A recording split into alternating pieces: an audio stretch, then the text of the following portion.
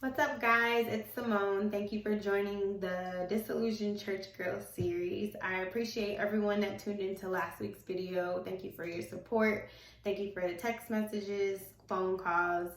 Everything just meant a lot to me because this is definitely not an easy task. However, knowing that I have your support means a lot to me and it gives me confidence to continue on. And speaking of confidence, I made sure that I brought my confidence drink just in case I get a little nervous. I can take a sip here and there. I did notice that I look up to the left a lot, and I also say a lot, which is something that I definitely will be working on during this video. Here's my So I noticed just interesting fact that when you look to the left, you recall memory from your brain. So anytime you see someone go like this or anything like that, they're recalling memory. So since I was doing that in my previous video, I was recalling memory, but I'm going to try to do better remembering what I want to say in real time. So before we get started on my first section of my life, which is basically what I call the good old days, I wanted to set a few disclaimers. And so the first disclaimer is that your mom is not a hoe. And so I just want to apologize to anyone that I offended. I got some mixed messages from people regarding that, and I just wanted to apologize. That was definitely just a joke. I've never called anybody's mom a hoe, and meant it, I guess. And so I just wanted to put that out there, that that's completely just a joke. The second thing I wanted to disclaim is that I am not trying to bash the church. That is not my goal and quest in doing these videos.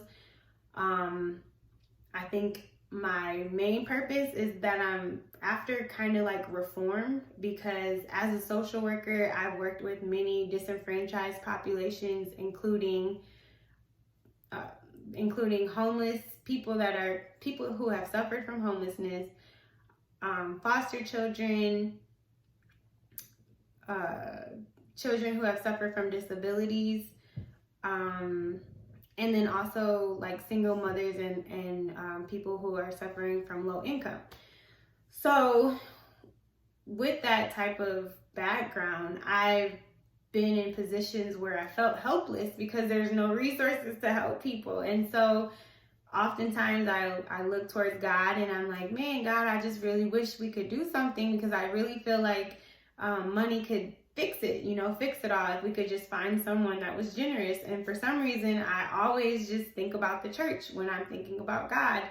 And unfortunately, I don't see a lot of representation in the community from churches. The only one that I can say that's been a consistent help is Catholic Charities. So kudos to you guys who have that shelter open and the soup kitchen open every single day. Like, that's amazing, and thank you so much, because it's really it's helping so many people and on a consistent basis. I'm not just talking about passing out food for like the holidays or something like that. No, they're open like every single day of the year. So kudos to them. So I get frustrated because as a social worker, there's no resources. And so when I think about the church, I think about how there's a lot of money that goes through the church, and I don't even know the amount, but I know for sure that there's one entity that, they have $1 million house and they pay $15,000 a month on their mortgage. And it's just like, so that $15,000 could house someone for an entire year, or even a little bit over a year if they had like a studio apartment or something. So it just seems like the church has this idea where we're just supposed to uplift the first family, quote unquote, and they're just supposed to live like this lavish lifestyle and in luxury. And don't get me wrong, like, I like nice things, I do. However, not at the expense of people. So like, if someone can explain to me where the money is coming from to buy Bentleys and Mustangs and Mercedes-Benz and $1 million homes, if you could explain to me that that's money that you created on your own, like the not superstars, but movie stars and stuff like that, then I might not have such an issue. But the fact that it's so hush hush and I don't know where this money is coming from, but I do see you wearing Louis Vuitton and St. John's and things like that. David Yurman, shopping at Nordstrom, and I'm just trying to call out all the expensive stores that I've been to while I was at church. So, and it wasn't for shopping for myself. So, yeah, I just want an explanation, because I just feel like people need help, you know. And it's like, and it's not your fault as a leader. It's not your fault, the state of the world, but I mean, like, a lot of times, since nobody asked to be here, some people get born into situations that they didn't ask for. Some people get born into situations with abusive parents. Some people get born into situations where their parents were alcoholics and things like that. Some people don't have the luxury of being in a good, nurturing home where their brain can fully develop so that they can be productive citizens. So these are usually the population of people that we see that are suffering from homelessness. And it's not because, oh, they're just drug addicts. No, somebody abused them, and then they chose to, they didn't know how to cope. And so they ended up using drugs to try to help escape all the traumatic situations that have happened to them. And so, I don't know, forgive me for wishing that, you know, I could do more, and forgive me for wishing that the church could step in and help out. Because I just feel like there's a lot of money circulating through there that could really help people. And it pisses me off that, you know, I'm seeing all these first families and all these luxury items. And it's just, you know, they're not doing anything. Now, granted, they'll do like a couple things, maybe a year or something. And then they'll be like, yeah, we did this. But I'm talking about ongoing, like, I don't know, build a homeless shelter for people that are struggling. Because even though we have Catholic charities in Las Vegas, our homeless are still struggling. Like, it can't house everybody. So I get frustrated. And so I feel like somebody needs to say something.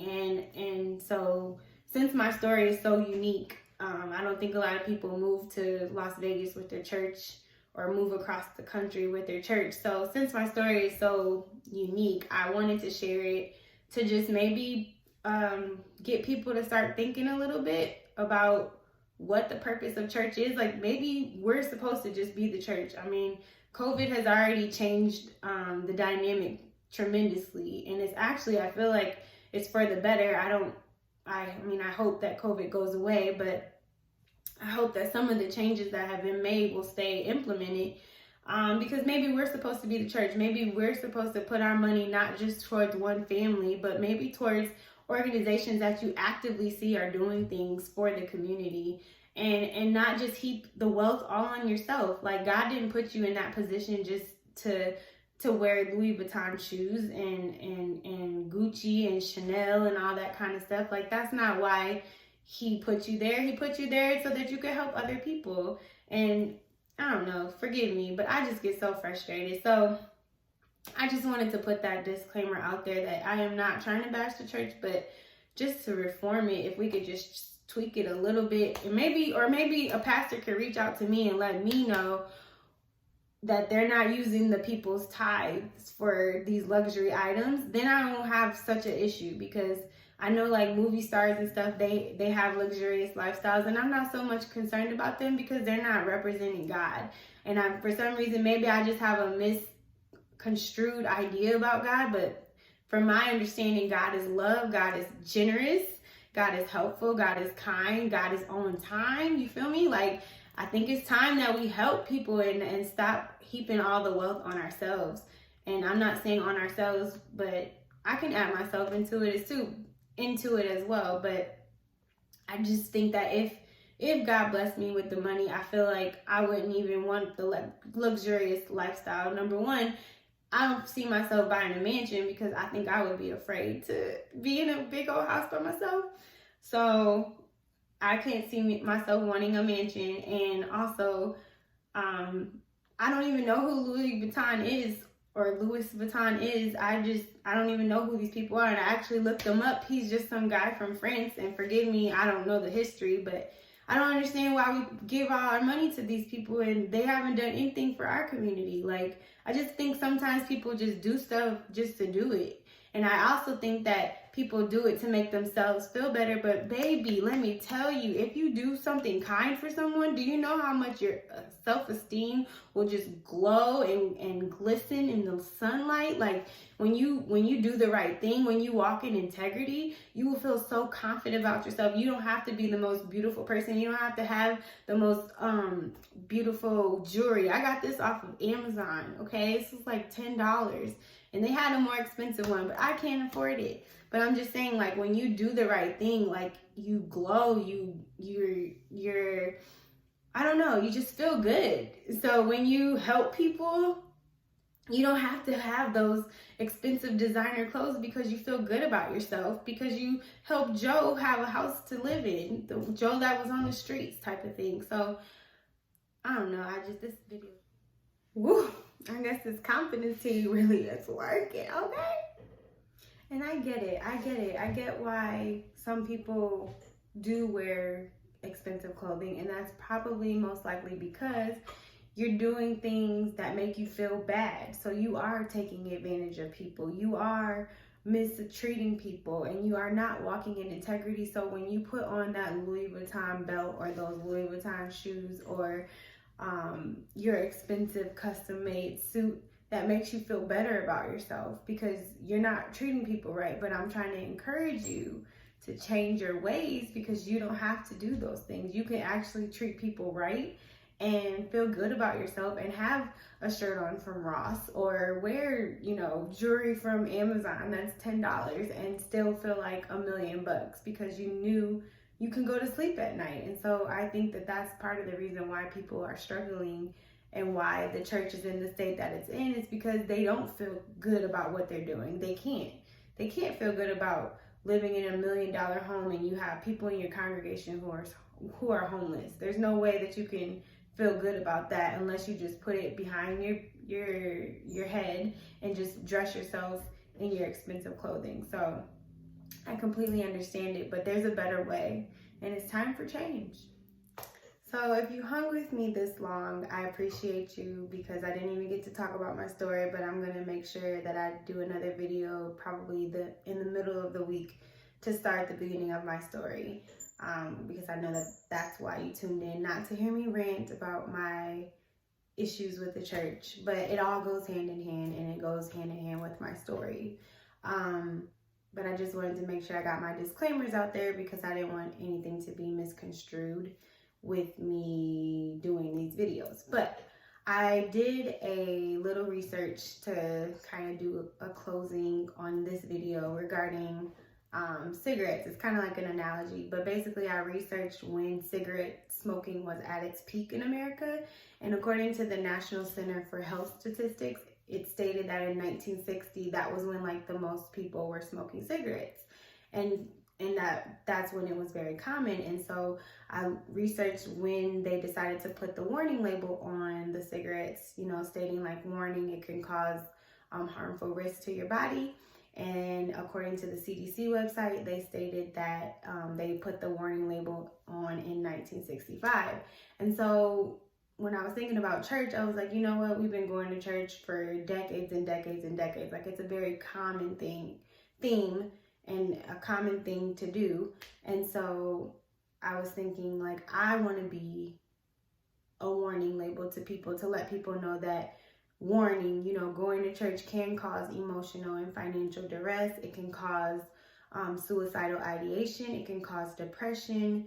It can cause disillusionment. It can cause a broken heart, and it can cause anguish and pain.